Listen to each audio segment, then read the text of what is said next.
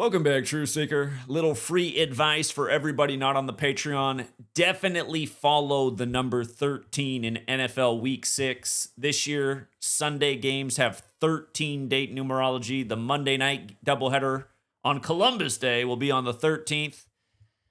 13 is the sixth prime number. Again, NFL Week 6, and it's very 13-oriented. You see the first game in London today. Broncos win it 13-11, and I want you to see how perfect this ritualism is. Again, you learn what we talk about, the numerology and the gematria. You see through the scripts. We like the Jets a lot to cover the spread this morning. They were a 7.5-point dog.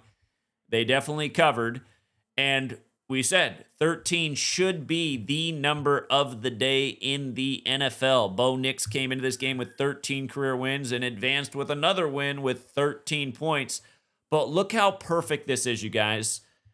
By the Broncos winning 13-11, their scoring for the year is now 130 points. They've scored 130 points through week 6, and they've allowed 95 points. You can verify this right here on ESPN's page. This is the new update. So they're now plus 35 for the year. Look at this. Tottenham Hotspur Stadium. Again, same thing I teach you guys every week. These are the 4 base ciphers of the English language. The alphabetic order with numerology, the reverse alphabetic order with numerology. So the stadium they played in equals 130 and 95. That's now the Broncos scoring for the year. 130 points for, 95 against. And how about plus 35? Like I told you guys a million times, 35 is a very special number to the NFL. It's why 35 Thursday dominates week after week. But look how Tottenham alone, where the stadium is 35. Again, there are ciphers outside of the base ciphers, you guys. The septenary and Chaldean ciphers are a related mathematical system. You can see how football is 35 and Super Bowl is 35. And do you see do you see the 42 and the 24 as well? Because you did get 24 points in the game, and one team became 4-2, and we told you last week how it's the year of the horses. By the way, Giants-Eagles, we had the huge upset there. The Giants, all day they were advertising number 44. We thought Scadaboo was going to have 2 touchdowns. He ended up having 3. But if you took the Giants and Scadaboo for 2 touchdowns, that was a monster payout. Again, you guys, the value of this knowledge. The value of this knowledge, it's invaluable. But congrats to the winners. Learn your numerology, learn your gematria, take advantage of the rigging. There's a lot of 13 out there, from player props to game clues. And by the way, for the second year in a row, the NFL week that is taking place the week of Aleister Crowley's birthday. Notice he's the famous occultist from the UK who was into this whole study of letters and numbers and wrote multiple books about it. For the second year in a row, the NFL games that are taking place the week of his birthday, the NFL league is going to finish with 93 games played this week. Aleister Crowley invented the occult religion that worships the number 93. There are 15 games this week for NFL Week 6. What is 15 in numerology? It's 6, right? 1 plus 5 is 6. Again, if you don't know about Aleister Crowley, look up his occult religion that literally worships the number 93 called Thelema.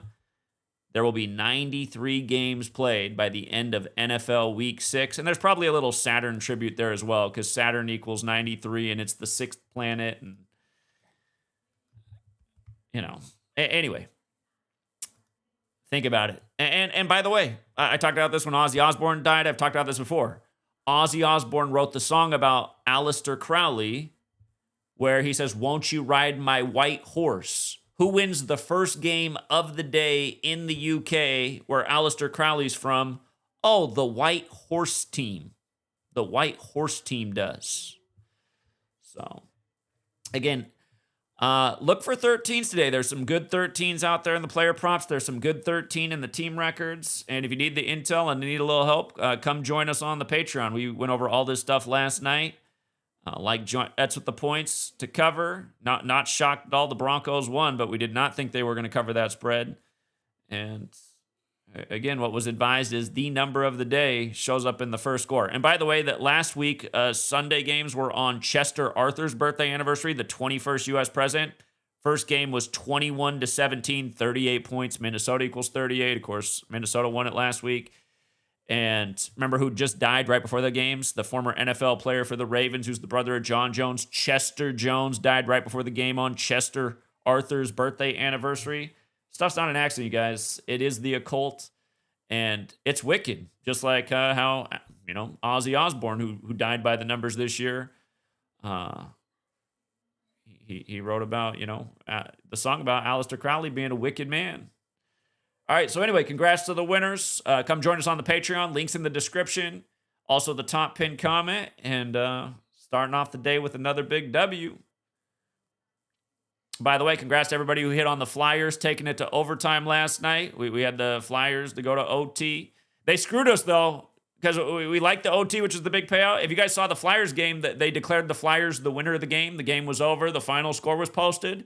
And then they decided, oh, wait a minute. Never mind.